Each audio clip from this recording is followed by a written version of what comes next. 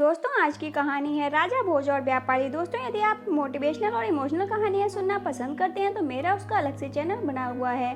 उसका लिंक आपको description box में मिल जाएगा, वहाँ से आप कहानियों को सुन सकते हैं। चलिए इस कहानी को सुनते हैं। यह एक मनोवैज्ञानिक सत्य है कि जैसा भाव हमारे मन में होता है वैसा ही भाव सामने वाले के मन में आता है।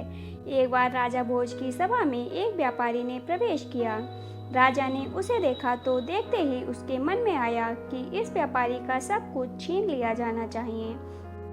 व्यापारी के जाने के बाद राजा ने सोचा, मैं प्रजा को हमेशा न्याय देता हूँ, आज मेरे मन में यह अन्यायपूर्ण भाव क्यों आ गया कि व्यापारी की संपत्ति छीन ली जाए। उसने अपने मंत्री से सवाल किया। मंत्री ने कहा, इसका सही जवाब मैं कुछ दिन बाद दे पाऊंगा। राजा ने मंत्री की बात स्वीकार कर ली। मंत्री विलक्षण बुद्धि का था। वह इधर उधर के सोच विचार में समय न खोकर सीधा व्यापारी से मिलने पहुंचा। व्यापारी से दोस्ती करके उसने व्यापारी से पूछा, तुम इतने चिंतित और दुखी क्यों हो? तुम तो भारी मुनाफे वाला चंदन का व्यापार करते हो। व्यापारी बोला, धारा नगरी सहित मैं कई नगरों में चंदन की गाड़ियां भरे फिर रहा हूँ, पर इस बार चंदन की बिक्री ही नहीं हुई। बहुत सारा धन इसमें फंसा पड़ा है। अब नुकसान से बच पाने का कोई उपाय नहीं है। व्यापारी की बातें सुन मंत्री ने पूछा, क्या अब कोई भी रास्ता नहीं बचा है? व्यापारी हंसकर कहने लगा, अगर राजा भोज की मृत्यु हो जाए तो उनके दाह संस्कार के लिए सारा चंदन बिक सकता है।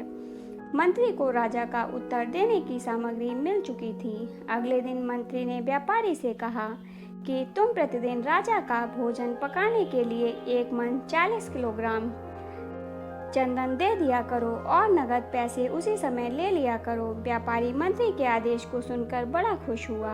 वह अब मन ही मन राजा की लंबी उम्र होने की कामना करने लगा। एक दिन राजसभा चल रही थी।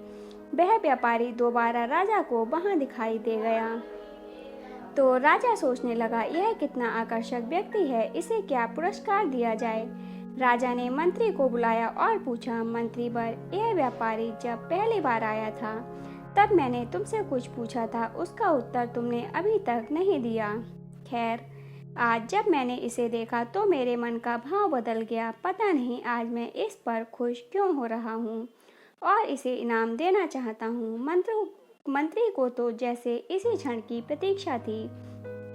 उसने समझाया, महाराज, दोनों ही प्रश्नों का उत्तर आज दे रहा हूँ। जब यह पहले आया था तब अपनी चंदन की लकड़ियों का ढेर बेचने के लिए आपकी मृत्यु के बारे में सोच रहा था, लेकिन अब यह रोज आपके भोजन के लिए एक मन लकड़ियाँ देता है, इसलिए अब ये आपके लंबे जीवन की कामना करता है। यही कारण है कि पहले आप इसे दंडित करना चाहते थे और अब इनाम देना चाहते हैं। मित्रों, अपनी जैसी भावना होती है वैसा ही प्रतिबिंब दूसरे के मन पर पड़ने लगता है।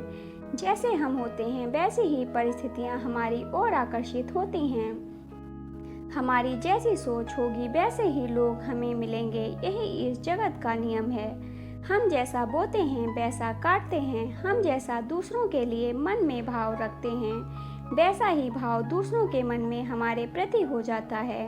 अतः इस कहानी से हमें ये सीख मिलती है कि हमेशा औरों के प्रति सकारात्मक भाव रखें। दोस्तों, आपको आज की कहानी कैसी लगी कमेंट बॉक्स में ज़रूर बताइएगा। यदि कहानी अच्छी लगी हो तो लाइक और शेयर कीजिएगा।